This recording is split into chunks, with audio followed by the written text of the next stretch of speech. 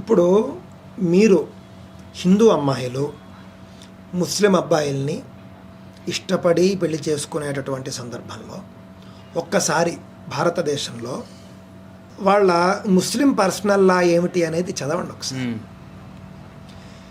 నువ్వు హిందూ అమ్మాయి అయితే నువ్వు ముస్లిం అబ్బాయిని పెళ్లి చేసుకుంటే నీకు సవతి పోరు తప్పదు, అందులో ఉంటుంది.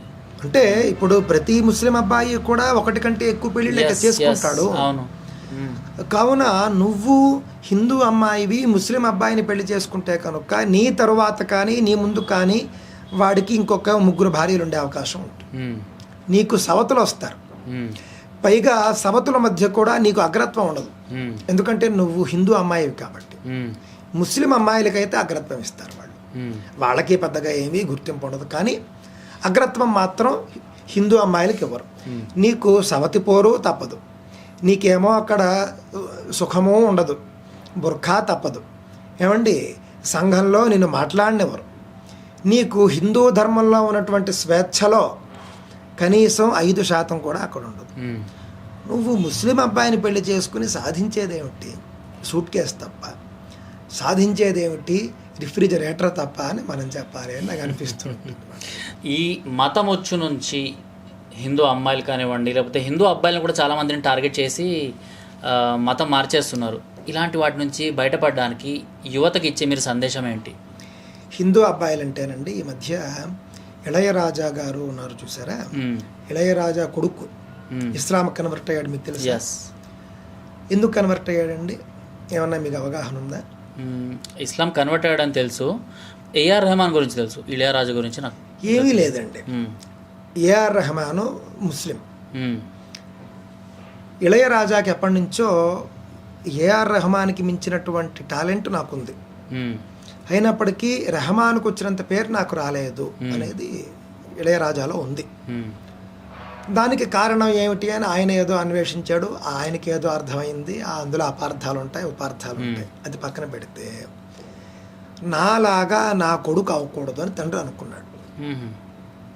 అనుకున్న తర్వాత రెహమాన్ ఎలాగో ముస్లిం కదా, చాలా పెద్ద పేరున్నవాడు కదా, ఆస్కార్ అవార్డు కూడా ఉంది కదా, మా వాడిని కూడా మతం మార్చేసి రెహమాన్ ట్రూప్లో చేర్చేస్తే రెహమాన్ అంతటి వాడు అవుతాడేమో. ఎందుకనంటే పూర్వ ప్రభుత్వాలు భారతదేశంలో ఇతర మతాల వాళ్ళకి ఎక్కువగా అందలం ఎక్కిస్తూ ఉండేవారు. అందులో భాగంగానే బాలీవుడ్లో ఖాను త్రయం, ఖాను చతుష్టయం ఉంది. వాళ్ళకి ఏం టాలెంట్ ఉందని వాళ్ళు అంత పెద్ద స్టార్లు అయ్యారు. ఈ విధంగా ఆ మతం వాళ్ళని ఎక్కువగా ఒక కాలంలో బాగా పైకి తీసుకొచ్చారు సెక్యులరిజం పేరుతో. కావున హిందూ సంగీత దర్శకుడుగా ఉంటే నేను పైకి రాలేనేమో, ముస్లిం సంగీత దర్శకుడిని అయితే ఒకవేళ రెహమాన్ సాయం చేస్తాడేమో, లేకపోతే ఇతరులు ఎవరైనా సహాయం చేస్తారేమో, ఈ రకరకాల కారణాలతో ఆయన మతం మారాడనేది నా యొక్క అధ్యయనం, నా యొక్క పరిశోధన. అది ఈ విధంగానే చాలామంది హిందూ యువకులు మతం మారుతున్నారు. ఏదో ఒక ఆపర్చునిటీ వాళ్ళకి అక్కడ కనిపిస్తుంది. ఆపర్చునిటీ, క్రిస్టియన్స్ డబ్బులు ఇస్తున్నారు, ముస్లిమ్స్ ఆపర్చునిటీ ఇస్తున్నారు. ఈ రెండింటి వల్లే మతాలు మారుతున్నారు అని నేను అనుకుంటున్నానండి. ఎందుకనంటే సరే పోనీ అగ్రకులాల వాళ్ళు ఈ ఏదో ఇతర కులాల వాళ్ళని తక్కువ చేసి చూశారు, అందుకని మతం మారిపోతున్నారు అని అంటే, అగ్రకులాల బ్రాహ్మణ అబ్బాయిలు కూడా ఇస్లాంకి వెళుతున్న సందర్భాలు ఉన్నాయి, కేవలం ఆపర్చునిటీస్ కోసమే. మీ మతంతో మీకు ఆపర్చునిటీ రాదు ఎప్పుడూ కూడా. మన హిందూ యువత అర్థం చేసుకోవాల్సింది అది. మీకు టాలెంట్ ఉండాలి, మీలో టాలెంట్ ఉంటే మీకు ఆపర్చునిటీ వస్తుంది. ఘంటసాలకి ఎందుకు ఆపర్చునిటీస్ ఇచ్చారు? ఎస్పి బాలసుబ్రహ్మణ్యంకి ఎందుకు ఆపర్చునిటీస్ ఇచ్చారు? ఇప్పుడు ఎస్ఎస్ థమను, ఇప్పుడు అతనే కదండి స్టార్ డైరెక్టర్, అతనికి ఎందుకు ఆపర్చునిటీస్ ఇచ్చారు? నాకు తెలిసి ఎస్ఎస్ థమను ఏదో అగ్రవర్ణానికి చెందినటువంటి వాడు, మరి ఎవరో పక్కన పెట్టలేదే. ఈ విధంగా ఇంకా ఆ మాటకు వస్తే అతను ఎవరు, నాగూర్ బాబు. నాగూర్ బాబు ముస్లిం. నాగూర్ బాబుకి ఏమీ ఎస్పీబీకి వచ్చినంత పేరు రాలేదే.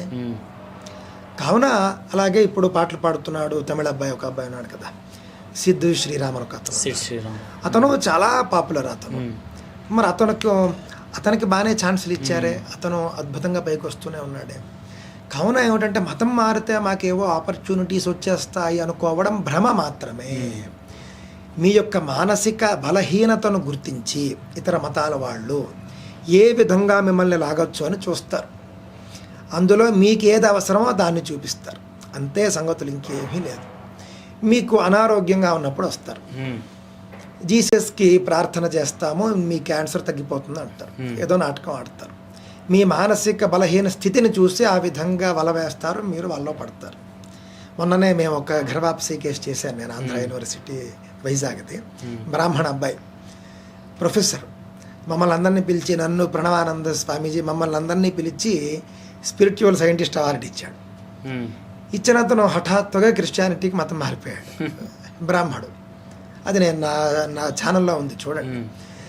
అదేమిటి కారణం అని అంటే వాళ్ళ యొక్క బలహీన స్థితిని వీళ్ళు గమనిస్తారు, అక్కడికి వెళ్తారు వీళ్ళు. ఆ టైంని క్యాప్చర్ చేస్తారు, ఆ మనిషిని క్యాప్చర్ చేస్తారు, వాళ్ళ వైపు లాగేస్తారు. మనలో కూడా చాలా లోపాలు ఉన్నాయి. ఎప్పుడు కూడా మన ఇంటి విషయాలు కూడా మనం చెప్పుకోవాలి కదా. మన వాళ్ళు ఆ విధంగా కొంచెం జనానికి చెప్పడం అనేది తక్కువ. మన వాళ్ళు ఇప్పుడు ప్రవచనకర్తలు అని మీరు మాట్లాడాలంటే ఎంతమంది ఉంటారో చెప్పండి, వేళ్ల మీద లెక్క పెట్టేట్టుగా ఉంటారు. అర్చకుల్లో పాపం 90% మంది చెప్పలేరు. ఎందుకంటే అర్చకుల జీవితాలే అలా ఉన్నాయి. ఇప్పుడు అర్చకుడికి మీరు ఒక 50,000 జీతం ఇచ్చేసి నువ్వు సనాతన ధర్మం కోసం చేవే అంటే ఎందుకు చేయడు? అర్చకుడికి కుటుంబాన్ని పోషించుకోవడమే కష్టంగా ఉంది.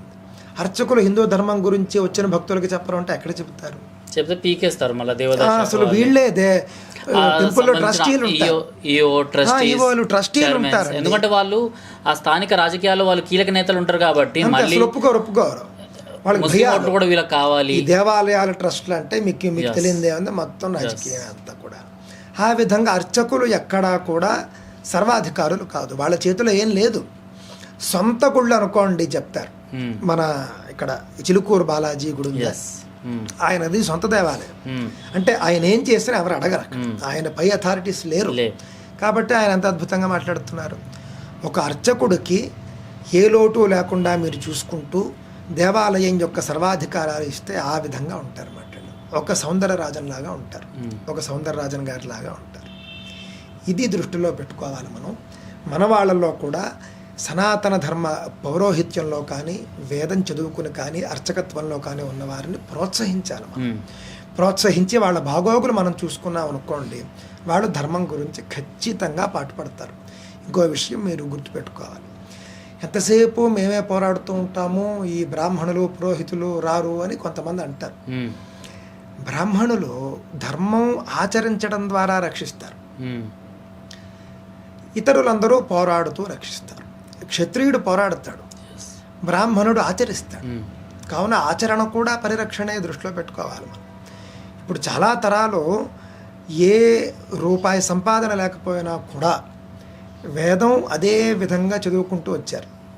మొత్తం అది అలా కంఠస్థం చేసుకుంటూ 4-5 తరాలు వాళ్ళకి అసలు అందులో జీవనోపాధే లేదు, లేకపోయినా కూడా కాపాడుకుంటూ వచ్చారు. వాళ్ళు అలా కాపాడబట్టే కదా నేటికంటే వాళ్ళు అధ్యయనం చేశారు అంతే. ఆ అధ్యయనంతోనే కాపాడబడింది మన ధర్మం. కావున ఏమిటి అని అంటే బ్రాహ్మణులు పురోహితులు వాళ్ళంతా కూడా ఆచరించడం ద్వారా రక్షిస్తారు. వాళ్లను మన యొక్క హిందూ సమాజం చూసుకుంటే వాళ్ళు పూర్తిగా వచ్చినటువంటి ప్రతి భక్తుడికి కూడా వాళ్ళు బోధిస్తారు హిందూ ధర్మం గురించి. ఆ విధంగా అందరూ కలిస్తేనే సాధ్యపడుతుంది. ఇతర మతాల్లో బోధకులు ఎక్కువగా ఉంటారు, మన దాంట్లో బోధకులు తక్కువగా ఉన్నారు. కానీ మంచి విషయం, దీని కన్క్లూజన్ ఏంటి అని అంటే కనుక నేటి రోజుల్లో గత 10 సంవత్సరాలుగా మాత్రం హిందువుల్లో కూడా చైతన్యం చాలా గొప్పగా వస్తుంది. కనీసం చైతన్యం వస్తుంది. ఇంతకుముందు చైతన్యం లేదు. నాకు బాగా గుర్తు, నేను హిందువుని అని చెప్పుకోవడానికి భయపడేవారు మన వాళ్ళు, చెప్పుకోవడానికి సిగ్గుపడేవారు. అలాంటిది ఇప్పుడు చక్కగా చెప్పుకోవడమే కాదు, హిందూ ధర్మం గురించి మాట్లాడుతున్నారు. 10 ఏళ్లలో చాలా మారింది, ఇంకా మారే అవకాశం ఉంది. యువత చాలా గొప్పగా తయారవుతూ ఉన్నారు. మీలాంటి వాళ్ళంతా కూడా చూస్తూనే ఉన్నాం, చాలా గొప్పగా పోరాడుతూ ఉన్నారు. ఇదే పరిస్థితి కనుక ఒక 50 ఏళ్ళు కొనసాగితే కనుక ఒక అద్భుతమైనటువంటి స్థితిలో భారతదేశంలో సనాతన ధర్మం ఉంటుంది అనడంలో సందేహం లేదు. ఏది ఏమైనప్పటికీ కూడా తల్లిని మించిన గురువు లేదు. ఏది ఏమైనప్పటికీ కూడా తల్లిని మించినటువంటి గురువు ఎక్కడా కూడా మనకు ఉండరని మనం నమ్ముతాం. తండ్రిని మించినటువంటి బోధకుడు కూడా ఉన్నాడు. కావున చిన్నప్పటి నుండి పిల్లలకు మనమే సంస్కృతి గురించి బోధించాలి. వాళ్ళకి ఎంతసేపు ఫోన్లు ఇవ్వడం, లేకపోతే ఆ యొక్క రైమ్స్ పెట్టేసేయడం, లేకపోతే వాళ్ళు ఏడుస్తారు అని చెప్పేసి మొబైల్స్ వాళ్ళని చూడలేక ఫోన్లు ఇచ్చేసేయడం, చిన్నప్పటి నుండి ఏమీ చెప్పరు. ఆ మధ్యన ఇన్స్టాగ్రామ్లో ఒక క్లిప్ ఒకటి బాగా ట్రెండ్ అయిందండి. అదేమిటి అంటే ఎవరో మీలాంటి జర్నలిస్ట్ ఒక అతను ఒక బస్ స్టాప్ దగ్గరికి వెళ్తాడు. బస్ స్టాప్ దగ్గరికి వెళ్ళి ఒక ముస్లిం అబ్బాయి దగ్గరికి వెళ్తాడు. మీ ఇంట్లో ఖురాన్ ఉందా, నువ్వు రోజు చదువుతావా అని అంటే అవును చదువుతాను ఉంది అని అంటాడు. ఇంకొకడు క్రైస్తవుడి దగ్గరికి వెళ్తాడు, బైబిల్ ఉందా అంటే ఉంది, రోజు చదువుతాను. హిందూ అమ్మాయిల దగ్గరికి వస్తే మీ ఇంట్లో భగవద్గీత ఉందా అంటే లేదు, రోజు చదువుతావా అంటే చదవను. ఎందుకు చదవు అంటే మా ఇంట్లో మాకు చదవని ఎవరు చెప్పలేదు. ఇంతే. ఇది మారవలసినటువంటి తరుణం. మళ్ళీ వాళ్ళిద్దరి దగ్గరికి వెళ్ళి ఈ భూమి మీద ఒకే మతం ఉండాలి అని అంటే ఏ మతం ఉండాలని కోరుకుంటారు అంటే అందులో సందేహం ఉంది, ఇస్లామే అంటాడు వాడు. ఈ క్రిస్టియన్ అడిగితే అందులో సందేహమే ఉంది, క్రిస్టియానిటీనే ఉండాలి. మన వాళ్ళ దగ్గరకు వచ్చి అడిగితే అన్ని మతాలు సమానం అని కరుణామయుడు కబుర్లు చెప్తారు. అంటే మన వాళ్ళేమి నేను మత కలహాలు అన్న ఉద్దేశం కాదండి, మత సామరస్యమే. కానీ నువ్వు నీ తల్లికి నువ్వు అన్నం పెట్టు, పిన తల్లికి కూడా అన్నం పెట్టు, ఆవిడతో పాటుగా పెట్టు. అంతేకాని నీ తల్లికి పెట్టడం మానేసి పినతల్లిని మాత్రమే పోషిస్తానంటే ఎవరైనా ఒప్పుకుంటారండి? ఇదే జరుగుతోంది మన యొక్క హిందూ సమాజంలో.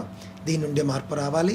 తల్లిదండ్రులు బాగుపడాలి, తల్లిదండ్రులు పిల్లలకు బోధించాలి, పిల్లలు కూడా చిన్నప్పటి నుండే తెలుసుకోవాలి. తెలుసుకోవడానికి ఏమాత్రమో సిగ్గుపడకూడదు. అన్నదమ్ములు ఆడపిల్లలకి బోధించాలి. ఆడపిల్లలే ఎడ్యుకేటెడ్ అయితే, ఇందాక నేను చెప్పాను చూసారా, భవానీ లాంటి వాళ్ళే ఎడ్యుకేటెడ్ అయితే అన్నదమ్ములకి వాళ్ళు బోధించాలి. అక్క అంటే తల్లితో సమానం, అన్న అంటే తండ్రితో సమానం. కావున ఎవరు పెద్దవాళ్ళో వాళ్ళు చిన్నవాళ్ళకి బోధించి ఇంటి ఇంటా కూడా ప్రతి ఇంట్లోనూ కూడా హిందూ ధర్మం గురించి గొప్ప గొప్పగా చర్చలు జరగాలి అనేది నా యొక్క ఉద్దేశం. అప్పుడు లవ్ జిహాద్ అనేటటువంటిది పూర్తిగా మనం నిర్మూలించవచ్చు. ఈ లవ్ జిహాద్ గురించి మనం మాట్లాడుకున్నా, ఇస్లాం గురించి మాట్లాడుకున్నా కూడా మనం ఒక మతాన్ని టార్గెట్ చేసినట్టు కాదు. మనం ఒక మతాన్ని మనం అంటం లేదు.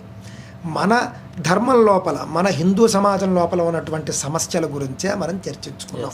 మనకు ఇస్లాం పైన గౌరవం ఉంటుంది, మహమ్మద్ ప్రవక్త పైన గౌరవం ఉంటుంది, అల్లా పైన కూడా గౌరవం ఉంటుంది. నమ్మకం అనేది ఎవరి దేవుళ్ళ మీద వాళ్ళకే ఉంటుంది. కావున వాళ్ళ యొక్క నమ్మకాల గురించి మనకు ఏమాత్రము కూడా ఇబ్బంది లేదు. చక్కగా వాళ్ళు అలా జీవించడమే మనకు కూడా సంతోషకరం. మనలా మనం జీవిస్తాము. ఈ రకమైనటువంటి వేషాలు మాత్రం వాళ్ళు వేయకూడదు. మన వాళ్ళు కూడా జాగ్రత్తగా